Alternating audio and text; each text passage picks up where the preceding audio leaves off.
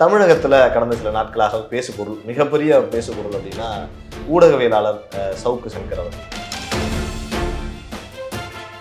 இது வந்து பழிவாங்கும் நடவடிக்கை அல்ல அப்படின்னு எவ்வளோ ஒன்றா சொல்லலாம், ஜனங்க ஏற்றுப்பாங்களா?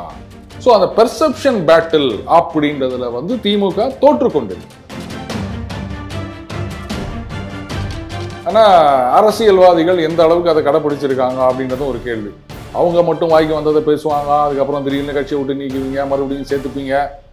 அவங்களெல்லாம் வந்து கைது அப்படின்னா பயங்கர ப்ரெஷருக்கு அப்புறம் தான் கைது பண்ணுவீங்க. சிவாஜி கிருஷ்ணமூர்த்தின்னு ஒருத்தர் பேசினார், நீங்க சொல்லல, நான் சொல்றேன். ஜெயலலிதா அவர்கள் ஆட்சி காலத்தில் இது மாதிரி நடந்ததுங்க.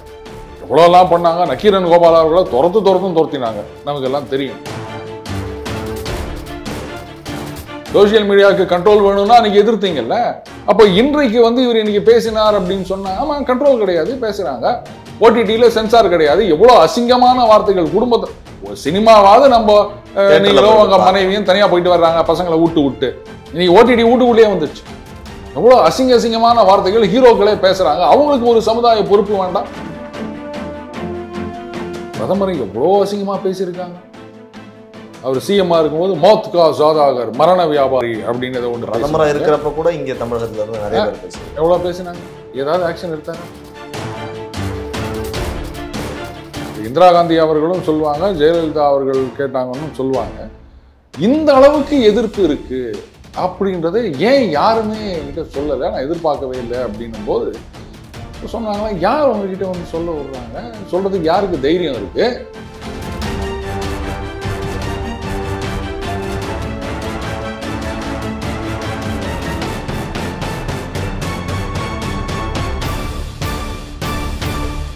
ஜாம்பவான் நேயர்களுக்கு பிரபாகரனின் அன்பு வணக்கம். இன்றைய அரசியல் அரங்கம் நிகழ்ச்சியில் நம்மோட இணைந்திருக்கக்கூடிய சிறப்பு விருந்தினர் நம்முடைய அருண் சார் அவர்கள். வணக்கம் சார். தமிழகத்தில் கடந்த சில நாட்களாக பேசுபொருள் மிகப்பெரிய பேசுபொருள் அப்படின்னா ஊடகவியலாளர் சவுக்கு சங்கர் அவர்கள் நிறைய பேசிக்கிட்டு இருந்தார் சமூக வலைதளங்களில். குறிப்பாக இங்கே மாநிலத்தில் ஆளுகிற திமுகவை எதிர்த்து நிறைய விஷயங்களை வந்து பேசிக்கிட்டு இருந்தார். அவருடைய கைதும் அவர் நடத்தப்படுகிற விதமும் பேசுபொருளாக இருக்கிறது. நீங்கள் எப்படி பார்க்குறீங்க சார் இந்த விஷயம்? அவர் ஏன் பத்திரிகையாளர்னு சொல்ல மாட்டேங்கிறீங்க? நான் ஒரு எதுவும் பத்திரிகையில் வேலை செய்யலை, பணியாற்றலை, எனக்கு தெரிஞ்சு. அப்படியா? சரி, இன்னைக்கு சேட்டலைட் சேனல்ல இருக்காங்கல்ல, அவங்கள என்னன்னு சொல்லுவீங்க? ஜேர்னலிஸ்ட். அவங்க பத்திரிகையே கிடையாது. ஜேர்னலிஸ்ட்னாலே ஜர்னல் அப்படின்னா பத்திரிகை, அதுல இருந்து வந்ததுதான் பத்திரிகையாளர், ரைட்டா? அப்போ டைரக்டா சேட்டலைட் மீடியால, சேட்டலைட் சேனல்ல போயிட்டு அவங்க எப்படி நீங்க ஜேர்னலிஸ்ட்னு சொல்றீங்க? பத்திரிகையாளர்னா யாரு? அதுதான் வந்து இப்போ ஒரு பெரிய, ஏன்னா முதல்ல பத்திரிகை அச்சு ஊடகம் மட்டும் இருந்தப்போ ஜேர்னலிஸ்ட்னு சொல்லிட்டாங்க. அதுக்கப்புறம் அதனுடைய பரிணாம வளர்ச்சி அதெல்லாம் வந்து வரும்போது அதை எப்படி டிஃபைன் பண்ணுறது அப்படின்னு தெரியல. அதனால பத்திரிகைகள் அப்படின்னா இன்னைக்கு வந்து வெறும் அச்சு ஊடகம்னு மட்டும் சொல்ல முடியாது. ஏன் ஆன்லைன் பிளாக், ஆன்லைன் மேகசின், அதில் எழுதுறவங்களையும் நீங்கள் வந்து மேகசின் எடுத்துக்க முடியாதா? அதுவும் ஒரு ஜேர்னல் தானே. அப்போ அவங்களையும் ஜேர்னலிஸ்ட் அப்படின்னு எடுத்துக்கூடாதா? சரி, அவர் வந்து எப்படி வேணா எடுத்துட்டு போட்டோம், அது வேற விஷயம். நம்ம ஊடகவியலாளர்னு சொல்லி பொதுவாக தான், ஏன்னா டிஜிட்டல் வந்தப்புறம் நம்ம நிறைய விஷயங்கள் டிஜிட்டல்ல பேசுறது கரெக்டு. வசூலிஸ்ட் அப்படின்னு நம்ம உலகநாயகன் ஒரு பேர் வச்சார்ல, அந்த மாதிரி புதுசா ஒரு பேர் வச்சுக்க வேண்டியதுதான். இதுல இந்த கைது நடவடிக்கை அப்படின்னும் போது ஒரே பேச்சு சம்பந்தமாக பல இடங்கள்ல கம்ப்ளைண்ட் கொடுக்குறாங்க. அப்போ அதை பேஸ் பண்ணி பல இடங்கள்ல எஃப்ஐஆர் போடுவதுன்றது அது வந்து ஒரு நார்மல் ப்ரொசீஜருங்க, ரைட்டா? அதை வந்து நம்ம ஒன்றும் பண்ண முடியாது. ஆனால் ஒவ்வொரு எஃப்ஐஆருக்கும் ஒரு கைதுன்னோ இல்லை ஒரு கோர்ட்டில் கொண்டு போகிறதுன்னோ கொஞ்சம் ஓவர் மாதிரி தான் தெரியுது. ஒருத்தர் மீது ஒரு புகார் கொடுக்குறாங்க, அவர் பேசினது அப்படின்றது வந்து இன்னைக்கு நிறைய கோர்ட்டில் கூட சொல்லியிருக்காங்க. நிறைய சேனல்களில் இந்த மாதிரி நிறைய விஷயங்கள் நிறைய பேர் பேசுகிறாங்க. அது ஒவ்வொருத்தருக்கும் சுய கட்டுப்பாடு வேண்டும். அப்படி இல்லாம கட்டுப்பாடை மீறி போகும்போது அரசாங்கம் தான் கட்டுப்பாடை எடுத்துட்டு வரணும். ஆமா, கோர்ட்லயும் அதான் சொல்லியிருக்காங்க, இது வந்து கட்டுப்பாடுகள் கொண்டு வர வேண்டும்னு. அதை நான் தலைவணங்கி ஏற்றுக்கொள்கிறேன், ரொம்ப தேவை அது. ஆனா யூடியூப் மட்டும் போதுமா? ட்விட்டர்ல வாங்கி வந்ததெல்லாம் பேசலாமா? ஃபேஸ்புக்ல பேசலாமா? எல்லாத்துக்கும் ஒரு கண்ட்ரோல் வேணும் தானே. தனியா 2 பேர் ரோட்ல நின்று சண்டை போடும் போதே வந்து ஏதாவது அசிங்கமா பேசினா, என்ன பொது வெளியில இந்த மாதிரி நடுரோட்ல இந்த மாதிரி அசிங்கமா பேசுறானே அப்படின்னு சொல்லிட்டு இருந்த சமுதாயம் தான் இது. ஆனா இன்னைக்கு வந்து ஒரு சினிமா, ஒரு பிரபலமான நடிகர் தியேட்டர்ல ஒரு வெர்ஷனுங்க ஓடிடியில் வருது, பீப் போட வேண்டிய வார்த்தையெல்லாம் அப்படியே பட்டவர்த்தனமா போடுறாங்க. ஹீரோக்களே இந்த மாதிரி பேசுறாங்க. பாத்தீங்கன்னா வில்லன் பேசுவான், பொதுவா அந்த குடிகாரங்கள்லாம் வில்லனா காமிப்பாங்க. இன்னைக்கு வந்து குடிச்சிட்டு வரவங்க தான் ஹீரோ. இன்னைக்கு இப்போ பல சினிமாக்கள்ல பாத்தீங்கன்னா அதுக்கு எப்படியே டெம்ப்ளேட் வச்சிருப்பாங்க. குடி ஏதோ ஒன்று மதுவை பிடித்தல் அதெல்லாம் வச்சிருப்பாங்க, போட்டுருவாங்க. போட்டு ஹீரோ தண்ணி அடிக்காத மாதிரி படம் ரொம்ப ரொம்ப கம்மி. சோகம்னா போயிட்டு ஃப்ரெண்ட்ஸோட பாருக்கு போக வேண்டியது, ஒரு சந்தோஷம்னா பாருக்கு போக வேண்டியது. இப்போ அதனுடைய அடுத்த பரிணாம வளர்ச்சி கஞ்சா அடிக்கிறதுல வந்து நிற்கிது. ஒரு படத்துல நான் பார்த்தேன் எந்த அளவுக்கு சமுதாயத்தை கெடுத்து நிற்கிறாங்க. படம் ஃபுல்லாவே கஞ்சா வச்சு தான் எடுக்கிறாங்க. ஆமா, சரி இதே அவங்க வீட்டில் நடந்தா ஒத்துப்பாங்களா? எப்படிங்க இந்த மாதிரி விஷயங்களை சமுதாயத்தில் நடக்குது நாங்க காமிக்கிறோம்னா சமுதாயத்தில் நடக்கிற எல்லா விஷயத்தையும் காமிச்சிட்டு இருக்க முடியுமா? இதுல வேற கலைஞர்களுக்கு சமூக பொறுப்பு வேணும் அப்படின்றாங்க. எங்க போச்சு இந்த பொறுப்பு? அப்படி இருக்கிறது சரி. நான் கேட்கிறேன், சமுதாயத்துல நடக்கிறதானே காமிக்கிறோம் அப்படின்னு சொன்னா காலையில தூங்கி எழுந்துக்கிற மாதிரி ஹீரோ ஹீரோயினை காமிப்பாங்க. நாம தூங்கி எழுதும்போது கண்ணாடியில பார்த்தா எப்படி இருப்போம்னு நமக்கு தெரியும். ஆனா ஹீரோ ஹீரோயின் அப்படியே அதே மாதிரி சமுதாயத்துல இருக்கிற மாதிரி எப்படி தூங்கி எழுந்துறீங்களோ அப்படியே காமிக்க வேண்டியது தானே. அப்ப மட்டும் ஏன் மேக்கப்பை போட்டு கொண்டு வரீங்க? அதனால அது சமூக ஊடகங்கள் மட்டும் இல்லை, எல்லா இடத்துலையும் பேசும்போது ஒரு நாகரிகத்தை கடைபிடிக்க வேண்டும். ஆனால் அரசியல்வாதிகள் எந்த அளவுக்கு அதை கடைப்பிடிச்சிருக்காங்க அப்படின்றதும் ஒரு கேள்வி. அவங்க மட்டும் வாய்க்கு வந்ததை பேசுவாங்க, அதுக்கப்புறம் திடீர்னு கட்சியை விட்டு நீக்குவீங்க, மறுபடியும் சேர்த்துப்பீங்க. அவங்களெல்லாம் வந்து கைது அப்படின்னா பயங்கர ப்ரெஷருக்கு அப்புறம் தான் கைது பண்ணுவீங்க. சிவாஜி கிருஷ்ணமூர்த்தின்னு ஒருத்தர் பேசினார், நீங்க சொல்லல நான் சொல்றேன். அவர் மட்டும் இல்ல, நிறைய மாதிரி பேசியிருக்காங்க. டெல்லி வரைக்கும் கூப்பிட்டு நேஷனல் கமிஷன் ஆஃப் விமன் அவங்க எல்லாம் விசாரணை பண்ணலையா? அப்ப அவங்களெல்லாம் கைது பண்ணலையே? அப்ப அதுக்கு என்ன சொல்ல போறீங்க? செலக்டிவ் பொங்கல் அப்படின்னு போராளிகள் பண்ற மாதிரி செலக்டிவ் ஆக்ஷன் அரசாங்கம் எடுக்கும்போது அப்போ மக்களுக்கு வந்து எது மேலும் நம்பிக்கை இல்லாம போயிடுதுங்க. இதுதான் சிக்கல். யார் செஞ்சாலும் இதம்பா நடவடிக்கை அப்படின்னு டெம்ப்ளேட். எல்லாருக்கும் ஒரே சட்டம் ஒரே மாதிரியான அப்படித்தானே இருக்கணும். இப்போ இதே சேனல்கள்லயே வந்து வரம்பு மீறி பேசுறவங்க அப்படின்னு நிறைய இருக்காங்க. அவங்க மீதெல்லாம் அந்த நடவடிக்கை பாயலன்னு கேட்டால் யாரும் கம்ப்ளைண்ட் கொடுக்கல அப்படின்வாங்க. சரி, கம்ப்ளைண்ட் கொடுத்தா மட்டும் நடவடிக்கை எடுத்துருவாங்களா? அதுல ஒரு பெண் பத்திரிகையாளர் கொடுத்த கம்ப்ளைண்ட்டுக்கும் சேர்த்து ஒரு மேல எஃப்ஐஆர் போட்டிருக்காங்க. அது 2-3 ஆண்டுகள் 2018 கொடுத்த 6 வருஷம் கழிச்சு இப்பதானே நீங்களே ஆட்சிக்கு வந்து 3 வருஷம் ஆயிடுச்சு. இவ்வளவு நாள் என்ன பண்ணீங்க? இப்ப தூசு தட்டி எடுத்து போடுறீங்களா அப்படின்னு போது அப்ப இது ஏதோ உள்நோக்கம் கொண்டது அப்படின்னு தெரியுது இல்லையா? இந்த சைட்ல பேசுறவங்களுக்கும் ஒரு பொறுப்பு வேண்டும். அதே சமயத்துல அந்த சட்ட நடவடிக்கைகள் அப்படின்றது சுப்ரீம் கோர்ட் தீர்ப்பு, அதனுடைய கைட்லைன்ஸு அதுக்கு ஏற்ற மாதிரி இருக்கணும். 2 பேரும் ஃபவுல் போங்காட்டம்னு சொல்லாமா ஆடும்போது நம்ம யாரையும் ஒன்றும் சொல்ல முடியாது. இப்போ மகாபாரதத்தில் துரியோதனன் வந்து கடைசியா கிருஷ்ணர்கிட்ட கேட்குறாராம், அதெல்லாம் நீங்கள் பண்ணது நியாயமா, அது பண்ணது நியாயமா, இது பண்ணது நியாயமா அப்படின்னு அவர் சார்பில் அவருடைய பெர்ஸ்பெக்டிவ்ல இதெல்லாம் நீங்கள் இது மாதிரி பண்ணியிருக்கீங்க அப்படின்னும் போது அப்போ அவர் சொல்கிறாரு, அப்பா இவ்வளோ நாளாக நீ தர்மத்தை பற்றி கவலைப்படாமல் இருந்துட்டு இன்னைக்கு வந்து நீ அதை பற்றி பேசுகிற, உனக்கு என்ன யோகியதை இருக்குது அப்படின்னு கேட்க தானே செய்வாங்க. ஸோ அந்த மாதிரி தான் நாம் வந்து அந்த கட்டத்துக்குள்ள சட்டம் அப்படின்ற கட்டத்துக்குள்ள நடந்தோம் அப்படின்னு சொன்னால் நம்ம வந்து மற்றவங்கள கேட்கலாங்க. எனக்கு என்னவோ அந்த மாதிரி இருந்தோம் அப்படின்னு சொன்னால் மற்றவங்களுக்கும் வந்து ஐயோ இது மாதிரி பண்ணிட்டாங்களே அப்படின்னு அந்த ஸ்பான்டேனியஸாக அந்த ஆதரவு வந்திருக்கலாம். இன்னும் கூடுதலாக அவருக்கு ஆதரவு தான். ஆமாம், ஏன்னா போன தடவை கைது செய்யப்பட்டப்போ கூட அவருக்கு ஓரளவுக்கு ஆதரவு இருந்தது அப்படின்னு நினைக்கிறேன். பட் இந்த தடவை ரொம்ப குறைஞ்சிருக்கிறத பார்க்க முடியுது. அண்டு இதில் வந்து ஏதோ ஃபேக் நியூஸ்லாம் வேற கிளப்பி விட்டுனுக்கிறாங்க. ஒருத்தர் பேசியிருந்தார், அவருக்கு ஆஜரான வக்கீல் கோபாலகிருஷ்ணன் அவர்கள் இருக்கார்ல, அவர் வந்து ஏதோ ஒரு பாலியல் வழக்கில் அக்யூஸ்டுக்கு ஆஜரானார்னு யாரோ ஒருத்தர் சொல்ல, இல்லை அவர் வந்து பாதிக்கப்பட்ட பெண்களுக்கு இழப்பீடு வாங்கி கொடுத்தார் அப்படின்றத ஒருத்தர் சொல்லி இருந்தார். அப்போது இது வந்து பாருங்க, கம்ப்ளைண்ட் கொடுத்துருக்காங்க, எஃப்ஐஆர் போட்டாங்க, அரெஸ்ட் பண்ணாங்க, கோர்ட்டில் கேஸ் நடக்கட்டும். அதை விட்டுட்டு எதுக்காக அவர் லாயர் முதற்கொண்டு இந்த மாதிரி சித்தரிக்கணுன்றது எனக்கு புரியல. இன்னும் ஒரு படி மேலே போயிட்டு அவருக்கு வந்து அடிச்சிருக்காங்க, கைகளில் வந்து ஃப்ராக்சர் ஆகிருக்கு, இதெல்லாம் வந்து நம்ம கண்கூடாவே பார்க்க முடியுது. உள்ள என்ன நடந்ததுன்னு நமக்கு தெரியாது, ஆனால் அடுத்தடுத்த நாட்களில் அவருடைய முகமும் வரதெல்லாம் பார்க்குறப்ப இருக்குது. இதெல்லாம் ஒரு சட்டத்திற்கு சரியானதா சார்? சட்டத்தின் வழி நடக்கிறதா? கரெக்டுங்க. அதாவது இந்த அடிப்பது அப்படின்றதுக்கு வந்து யாருக்குமே உரிமை கிடையாது. ஆனால் அது ஒரு சக நண்பர் ஒருத்தர் சுட்டி காமிச்சிருந்தார். நீங்க ஒரு காலத்துல வந்து அந்த உள்ள போனா நான் கொஞ்சம் வாங்கலாம் அப்படி இப்படின்னு சொல்லிட்டு இன்னைக்கு அதே ட்ரீட்மெண்ட் உங்களுக்கு நடந்தா என்ன கேள்வி கேட்க முடியும் அப்படின்ற மாதிரி கேட்டிருந்தார். அது கரெக்டு தான். நாம வந்து ஒரு நிலைப்பாடு எடுக்கிறோம். இந்த மாதிரி 3rd டிகிரி மெத்தட் அப்படின்றத பிரயோகம் பண்ணக்கூடாது, டெஃபமேஷன் கேஸ்லலாம் வந்து வெறும் கைது தேவையில்லை, அவங்க தான் சொல்லிட்டாங்க, ஆமாம் நான் தான் சொன்னேன் அப்படின்ட்டாங்கன்னா அதை கோர்ட்டில் டிசைட் பண்ணிக்கிட்டோம், எதுக்கு தேவையில்லாமல் கைது பண்ணுறீங்க அப்படின்றது எல்லா இடத்துலையும் ஒரே மாதிரி நம்ம பேசணும். எனக்கு வந்து இதோ விக்கி வேணும் அதனால அவனை அரெஸ்ட் பண்ணிட்டாங்க, ஐயோ அதெல்லாம் கூடாதுன்றது, இந்த பிரபாகர் மேலே எனக்கு கடுப்பு அதனால உள்ளே போட்டு குத்துங்க அப்படின்றது. அப்படின்னா அப்போ என்ன சொல்லுவாங்க, ஏன்னா உனக்கு வேணுங்கிற வேணாங்கிற இது மாதிரி பேசினுக்கிற அப்படின்னு என்னையும் போட்டு குத்துணுமா? ஸோ அந்த நிலைப்பாடுன்றது என்றைக்கும் ஒரே மாதிரி இருந்தால் பிரச்சனை வராது. அது அரசியல் கட்சிகளுக்கும் அதே மாதிரி அரசியல் விமர்சகர்கள் எல்லாருக்கும் ஒரே மாதிரி இருக்கணும். ஆனால் அது எதிர்பார்க்கறது டூ மச்ன்னு நினைக்கிறேன் Prabhakar. Okay sir, okay sir. இன்னொரு விஷயம் அதே மாதிரி திமுக அரசு குறித்து நம்ம என்னதான் அவர் ஒரு பெண் காவலர்கள் குறித்து பேசினாரு, பல விஷயங்கள் பல வழக்குகள் இப்போ வந்து சொன்னாலும் இந்த அரசு வந்ததுலேருந்து அதிகப்படியாக விமர்சிச்சுட்டு இருக்காரு. தனிப்பட்ட முறையில் இவங்க செய்யக்கூடிய ஊழல்கள், இவங்களுடைய டெண்டரில் நடக்கக்கூடிய முறைகேடுகள்னு எதிர்க்கட்சியில் இருக்கக்கூடியவர்கள் பேசாத கூட இவர் பேசிக்கிட்டு இருக்காரு ஒரு ஊடகவியலாளராக. அதுதான் ஒரு முக்கிய காரணம் அப்படின்னு சொல்கிறாங்க. அதுதான் ரீசனா சார்? அதாவது பெர்செப்ஷன் பேட்டில் அப்படின்னு சொல்லுவாங்க. மக்களை பொறுத்த வரைக்கும் அவங்களுக்கு ஃபேக்ட்ஸ் அண்ட் ஃபிகர்ஸ் தேவையில்லைங்க, அவங்க என்ன நினைக்கிறாங்க அவ்வளோதான். பொதுவாக பார்த்தீங்கன்னா பெரும்பாலும்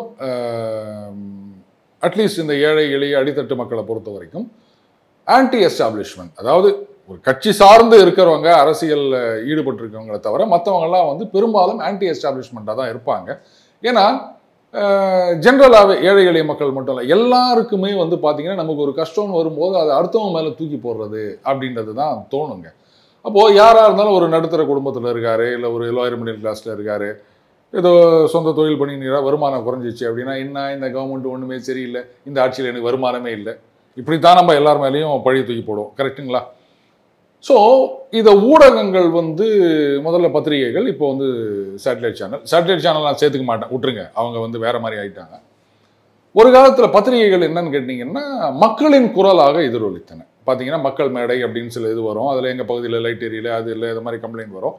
ஸோ மக்களுடைய பிரச்சனைகளை எதிரொலிக்கும் ஒரு இதுவாக தான் பத்திரிகைகள் இருந்தன. ஸோ எதிர்க்கட்சிகளுடைய பங்கை அவர்களும் மாற்றிக்கொண்டு வந்தார்கள்.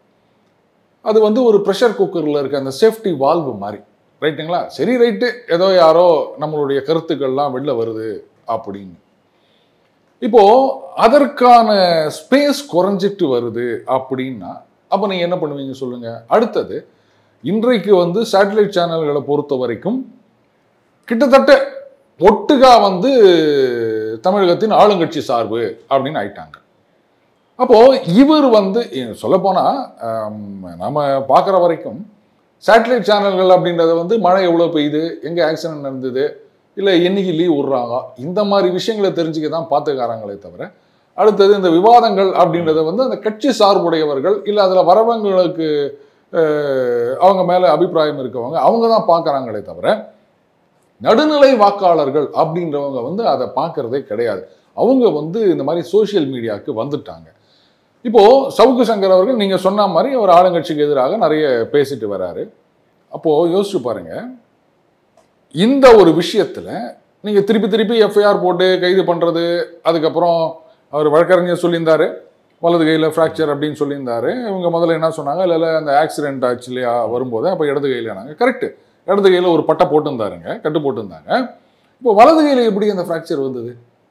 அவர் லாயர் சொல்றாரு இங்கே கட்டை வரல அப்புறம் மணிக்கட்டு அப்படின்றாரு. அது எப்படி வந்ததுன்னு சொல்லணும்ல. இப்போ சொல்லாத வரைக்கும் அவர் ஏதோ ஒருவேளை வழுக்கி விழுந்து கூட அடிபட்டு இருக்கலாங்க, ரைட்டா? அப்போ இது சம்பந்தமா தெளிவான ஒரு விளக்கம் அரசு தரப்புல இருந்து வராத வரைக்கும் மக்கள் என்ன நினைப்பாங்க, அவங்களுக்கு எதிராக பேசினாரு அதை தொட்டு இது மாதிரி பண்ணிட்டாங்க. அப்போ இதெல்லாம் வந்து இவங்க நினைக்கலாம் நாங்க எதுவுமே செய்யலைங்க, அவர் வந்து பெண் போலீஸ்க்கு எதிராக பேசினார், யாரோ கம்ப்ளைண்ட் கொடுத்தாங்க, அது பாருங்க ஒரு பெண் பத்திரிகையாளர் வேற கம்ப்ளைண்ட் கொடுத்துக்கிறாங்க, நாங்கள் ஆக்ஷன் எடுத்திருக்கோம், இது வந்து பழிவாங்கும் நடவடிக்கை அல்ல அப்படின்னு எவ்வளோ ஒன்றா சொல்லலாம். ஜனங்க ஏற்றுப்பாங்களா? ஸோ அந்த பெர்செப்ஷன் பேட்டில் அப்படின்றதுல வந்து திமுக தோற்று கொண்டிருக்கின்றது. கேஸ் போட்டோமா, ரைட் அரெஸ்ட் பண்ணோமா, கேஸில் கோர்ட்டில் ப்ரொடியூஸ் பண்ணோம், கேஸ் நடக்கட்டும் அப்படின்னு போயிருந்தாங்க. எங்களுக்கு அதுக்கு சம்மந்தம் இல்லைன்னு சொல்லலாம். நிஜமாவே சம்மந்தம் இல்லைன்னா கூட மக்கள் அதை ஏற்றுக்க மாட்டாங்க. இதுதான் முக்கியம். ஜெயலலிதா அவர்கள் ஆட்சி காலத்தில் இது மாதிரி நடந்ததுங்க, எவ்வளோலாம் பண்ணாங்க, நக்கீரன் கோபால் அவர்களை துரத்தினாங்க, நமக்கு எல்லாம் தெரியும். ஆனால் அதெல்லாம் வந்து அவங்களுக்கு எதிராக தான் போச்சு. ஜனங்க என்ன தெரியுமா நினைப்பாங்க, யாரு ஒரு பத்திரிகையாரு இவரை போய் இவங்க பயந்து நிற்கிறாங்க, இப்படிதான் நினைப்பாங்க. இன்னி வரைக்கும் வந்து மோடி அவர்களை தப்பா பேசினார் அப்படின்னு யாராவது கேஸ் போட்டிருக்கான்னு சொல்ல முடியுமா? நீங்க வந்து இந்த உடனே இந்த ராகுல் காந்தி டிஸ்குவாலிஃபிகேஷன் அந்த கேஸ் வராதிங்க. அது அந்த கம்யூனிட்டி அவர் போட்டது. பிரதமர் எவ்வளோ அசிங்கமா பேசியிருக்காங்க. அவர் சிஎம்ஆ இருக்கும்போது மௌத் கா ஜாதாகர், மரண வியாபாரி அப்படின்னு ஏதோ ஒன்று பிரதமரா இருக்கிறப்ப கூட இங்க தமிழகத்துல இருந்து நிறைய பேர் பேசியிருக்காங்க. எவ்வளோ பேசினாங்க, ஏதாவது ஆக்ஷன் எடுத்தாரா? ஆனா இவங்க சொல்றாங்க பயந்துட்டாங்க அப்படின்னு. அப்ப ஜனங்க யார் பயந்துட்டாங்கன்னு நினைப்பாங்க? இதை பல அரசியல் கட்சிகள், அரசியல் தலைவர்கள் புரிஞ்சுக்கிறதே கிடையாது. எனக்கு எதிராக பேசுறியா, நான் உடனே ஆக்ஷன் எடுத்துருவேன் அப்படின்னு நினைப்பாங்க. ஆனா மக்கள் கிட்ட அது அப்படியே நெகட்டிவா போயிடும். குறிப்பா கூடுதலா ஒரு வழக்கு இது குறித்து கேட்கணும்னு நினைக்கிறேன். கஞ்சா வைத்திருந்தார் சவுக்கு சங்கர் அவர்கள் அப்படின்னு கார்ல இருந்து 400 கிராம் எடுத்தோம்னு சொல்றாங்க. இதெல்லாம் பார்க்கிறப்ப உங்களுக்கு எப்படி இருக்கு? ஏன்னா நீங்களும் ஒரு ஊடகத்துல, அதாவது ஜெயலலிதா அவர்கள் ஆட்சியில் நடந்ததுதான் ஞாபகம் வருது. காலங்கள் மாறினாலும் கோலங்கள் மாறவில்லை. நீதியரசர் மகனுக்கு கஞ்சா வச்சாங்க. அதுக்கப்புறம் ஒரு சின்ன பொண்ணு ஞாபகம் இருக்கா? அது கூட ஏதோ கஞ்சா கேஸ்ல நினைக்கிறேன். அதுக்கப்புறம் என்ன ஆச்சுன்னு யாருக்கும் தெரியல, அவங்க எங்க போனாங்கன்னு தெரியல. ரைட், காமராஜர் சொன்னது ஞாபகம் வருது. 2 பேரும் ஒரே குட்டையில ஊறின மட்டை அப்படின்ற மாதிரி அவங்க பண்ணதை தான் இவங்களும் பண்ணிட்டு இருக்காங்க. என்ன வித்தியாசம் இருக்கு? அப்புறம் இவங்க என்ன அவங்கள குறை சொல்ல முடியும்? அப்ப என்ன ஆகும்? பார்க்குற மக்கள் எல்லாம் ஒரே மாதிரி தான் இருக்காங்க, அது அவங்களும் அதான் பண்ணாங்க, இவங்களும் இதான் பண்ணாங்க. அப்ப இதுக்கு மாற்று என்ன? அப்ப பாஜக அண்ணாமலைன்னு போனா என்ன பண்ணுவீங்க? நமக்கு நாமே ஆப்பு வைத்துக் கொள்ளும் திட்டமா இது? ஒரு பெரிய தவறுதல் தான், அரசுடைய ஒரு தவறான ஒரு முடிவு தான் இது. அதாவதுங்க, எந்த ஒரு ஆக்ஷன் எடுத்தாலும் மக்கள் மனசுல என்ன மாதிரியான ரியாக்ஷன் இருக்கும் அப்படின்றத யோசிச்சு தான் அரசியல்வாதிகள் நடந்துக்கணும். அந்த மாதிரி நடக்கலன்னும் போதுதான் பல சொதப்பல் பண்ணிட்டு இருக்கோம். இந்திரா காந்தி அவர்களும் சொல்லுவாங்க, ஜெயலலிதா அவர்கள் கேட்டாங்கன்னு சொல்லுவாங்க. இந்த அளவுக்கு எதிர்ப்பு இருக்கு அப்படின்றத ஏன் யாருமே என்கிட்ட சொல்லலை, நான் எதிர்பார்க்கவே இல்லை அப்படின்னும் போது சொன்னாங்களா, யார் உங்ககிட்ட வந்து சொல்ல விடுறாங்க? சொல்றதுக்கு யாருக்கு தைரியம் இருக்கு?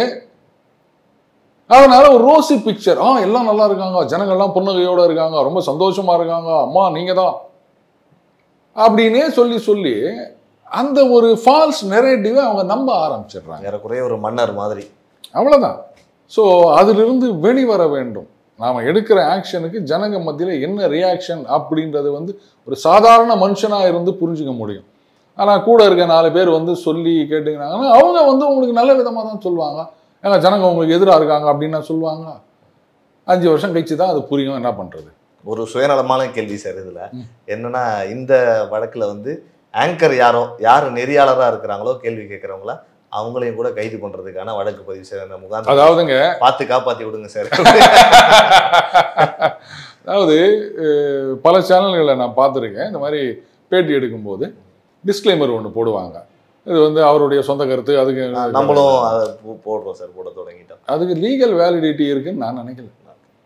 லைவ் ப்ரோக்ராம்ல வந்து நீங்க எஸ்கேப் ஆக முடியும். ரெக்கார்டட் அப்படின்னாலே அது வந்து ஆங்கர்னு இல்லை, எடிட்டர்னு ஒருத்தர் இருப்பார். எடிட்டர்னா இந்த டெக்னிக்கல் எடிட்டர் கிடையாது, எடிட்டர் இன் சீஃப் அப்படின்னு ஆசிரியர். ஸோ அவங்க தான் வந்து முதல் ரெஸ்பான்சிபிலிட்டி. பத்திரிகைகளில் வருகின்ற எதுவாக இருந்தாலும் அவங்க தான் பொறுப்பு அப்படின்ற மாதிரி அந்த சேனலுக்கு ஹெட் யாரோ அவங்க தான் பொறுப்பு. ஏதாவது தவறான கெட்ட வார்த்தைகள் வந்தால் பீப் போடணும், இல்லை ஒரு சில சட்டத்துக்கு புறம்பான விஷயங்கள் பேசப்பட்டு இருந்தாலும் அந்த மாதிரி விஷயங்களில் வந்து அதை மியூட் பண்ணுறது அப்படின்றது அவங்களுடைய பொறுப்பு. அதனால் நான் வந்து முதல்லயே காடு போட்டேன் சார். அடுத்தது, நம்மளை பொறுத்த வரைக்கும் ஆதாரம் இல்லாமல் எதையும் பேச மாட்டோம், யாரையும் வந்து மரியாதை குறைவாக பேச மாட்டோம். அவன் இவன் ஒருமையில் பேசுறது கிடையாது. அவன் இவனே சொல்ல போதோ வாடா போடா அப்படின்றதெல்லாம் வராது. அண்டு நம்மளுடைய நிலைப்பாடு அப்படின்றது வந்து என்றைக்குமே ஒரே மாதிரியாக தான் இருக்கும். பிரபாகர் இவருக்கு இந்த மாதிரி நாங்கள் சொல்லுவோம், அவருக்கு அந்த மாதிரி சொல்லுவோம் அப்படின்ற வித்தியாசம் நம்மக்கிட்ட என்றைக்குமே கிடையாது. இந்த மாதிரி இருந்தாலே பிரச்சனை கிடையாது. ஆனால் எல்லாரையும் அதை ஃபாலோ பண்ணுவாங்களா அப்படின்னு நம்ம சொல்ல முடியாது. நீ இதை தான் ஃபாலோ பண்ணணும் அப்படின்னு நான் சொல்ல முடியாது. மேபி அரசாங்கம் ஒரு சட்டம் கொண்டு வந்தால் பண்ணித்தான் ஆகணும். ஆனால் இந்த மாதிரி சோஷியல் மீடியாவில் ஒழுங்குபடுத்த வேண்டும், ஃபேக் நியூஸ் வரதை தடுக்க வேண்டும் அப்படின்னு மத்திய அரசாங்கம் ஒரு சட்ட திருத்தம் கொண்டு வரணும்னு நினைக்கும் போது இங்கே இருக்க ஏராளமான பேர் பொங்கினாங்க. இப்போ என்ன சொல்ல போகிறாங்க? சோஷியல் மீடியாவுக்கு கண்ட்ரோல் வேணும்னா அன்றைக்கி எதிர்த்தீங்கல்ல. அப்போ இன்றைக்கு வந்து இவர் இன்னைக்கு பேசினார் அப்படின்னு சொன்னால் ஆமாம், கண்ட்ரோல் கிடையாது, பேசுகிறாங்க. ஓடிடியில் சென்சார் கிடையாது. எவ்வளோ அசிங்கமான வார்த்தைகள்! குடும்பத்தை சினிமாவாவது நம்ம நீங்களும் உங்க மனைவியும் தனியா போயிட்டு வர்றாங்க பசங்களை விட்டு இன்னைக்கு ஓடிடி வீட்டுக்குள்ளேயே வந்துருச்சு. எவ்வளவு அசிங்கமான வார்த்தைகள் ஹீரோக்களே பேசுறாங்க. அவங்களுக்கு ஒரு சமுதாய பொறுப்பு வேண்டாம் சொல்லுறாங்க. கலைஞர்களுக்கு சமூக அக்கறை சமூக பொறுப்பு அப்படின்னு. ஏன் ஆட்டோ ஓட்டுறவங்க ஹோட்டல் வச்சிருக்கவங்க வியாபாரம் பண்றவங்க இவங்களுக்குலாம் சமூக பொறுப்பு வேணாமா? கலைஞர்களுக்கு மட்டும்தான் கொம்பு மலிச்சுக்குதா? அவங்களுக்கு மட்டும்தான் சமூக பொறுப்பா? அப்ப அந்த சமூக பொறுப்பு இருக்கவங்களும் இப்படி அசிங்கமா பேசினீங்களா? அதுக்கு என்ன சொல்ல போறீங்க நீங்க? நாம சமுதாயம் அதெல்லாம் ஒதுக்கணும். ஆனா அதுவும் ஆஸ்கிங் ஃபார் டூ மச்னு தான் தோணுது பிரபாகர். Okay sir. சார் நிறைய வேலைகள் உங்களுக்கு இருக்கும். அந்த வேலைகளுக்கு இடையில நம்முடைய ஜாம்பவான் அரங்கிற்கு நிறைய விஷயங்களை நம்மோடு பகிர்ந்து கொண்டீர்கள். உங்களுக்கு ஜாம்பவான் சார்பாகவும் இந்த பிரபாகரன் சார்பாகவும் மனமான நன்றிகள் சார். நன்றி பிரபாகர். நன்றி சார்.